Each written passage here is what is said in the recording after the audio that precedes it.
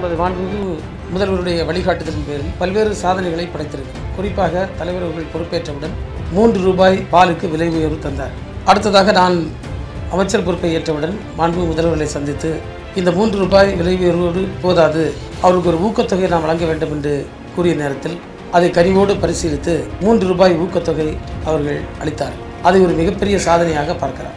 நல்ல தரமான பால் தரக்கூடியவர்களுக்கு கூடுதல் ஊக்கத்தொகையாக 1 ரூபாய், ஆக 3 ரூபாய் விலை உயர்வு, 3 ரூபாய் ஊக்கத்தொகை, அதுக்கு அடுத்தது நல்ல பால் தருகின்றவர்களுக்கு 1 ரூபாய் ஊக்கத்தொகை என 7 ரூபாய். இந்த ஸ்பாட் டெக்னாலஜி மெஷின் போட்டதுனால சுமார் 3 முதல் 6 ரூபாய், குறைந்தபட்சம் ஒரு 10-11 ரூபாய் 1 லிட்டர் பாலுக்கு அதிகம் கிடைக்கக்கூடிய ஒரு சூழல் இந்த அரசு ஏற்படுத்தி தந்திருக்கிறது என்பதை தயவு செய்து நீங்கள் புரிந்து கொள்ளுங்கள்.